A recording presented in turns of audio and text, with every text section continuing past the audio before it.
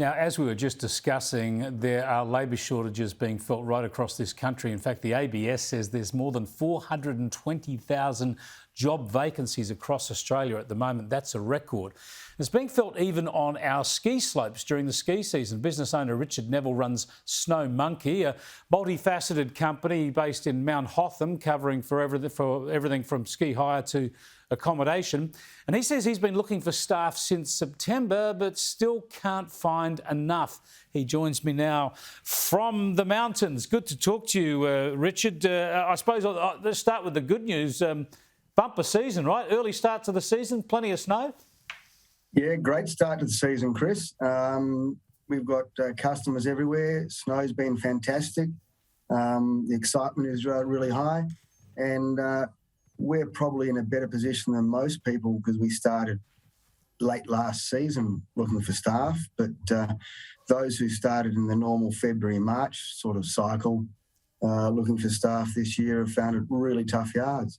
Yeah, I can't wait to get the snow myself. A lot of people have cancelled and been frustrated over COVID, so I can understand why you got plenty of customers, good snow and people really eager to get back into it. What is the problem with staffing? Is it the influx of people from overseas that is the problem? Do you normally get staff coming on holiday visas and the like?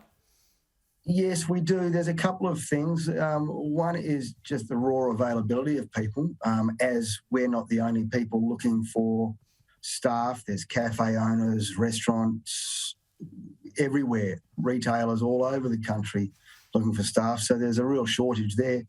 But also we have a massive shortage of staff accommodation here. So it's one thing to be able to employ somebody, it's another thing to be able to house them properly. And that's been an ever-growing issue amongst every resort, not only all throughout Australia. Well, that's just got to be bad planning by the resorts, doesn't it? Surely if you want people to come up there for the snow season, you've got to have somewhere for them to live. Yes, you do. And it's a tough one where we've had two pretty tough years and people who own properties up here are looking to increase their investments, which is their right. And they're putting those properties from staff accommodation to short-term accommodation.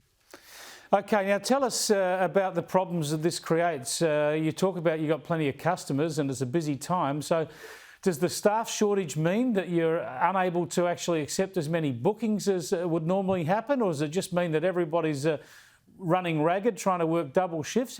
How's it impacting on operations? Look,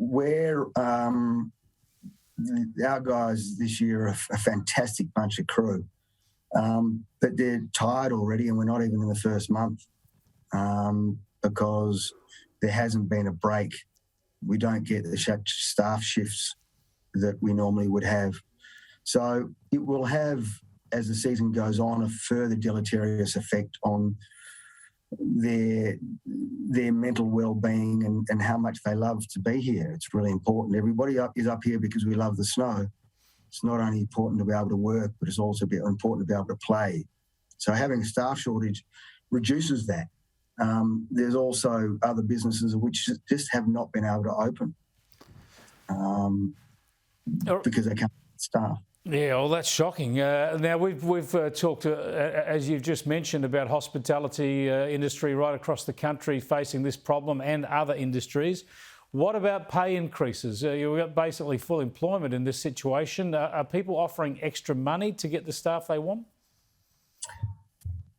Yes, we all are, but if there's nobody there to uptake the extra pay, the amount of money doesn't really make a lot of difference. Yeah, it's a difficult situation. So what would you like to see the government in particular, well, federal and state governments do to try and help this situation? Well, free up bringing the backpackers back into the country.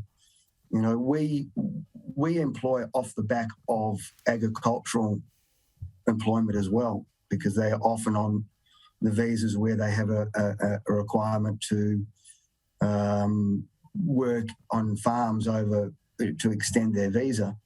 So if you don't let the people in, then they can't extend their visa. They don't get farm work. They don't get work in ski fields. They don't get work in cafes. It seems pretty obvious that we need to let more people in. We'll check up with the government next week of what's happening in that regard. Thanks for joining us, Richard. I appreciate it. And it's hard work, but enjoy a bumper season. Pleasure, Chris. We're looking forward to a cracker.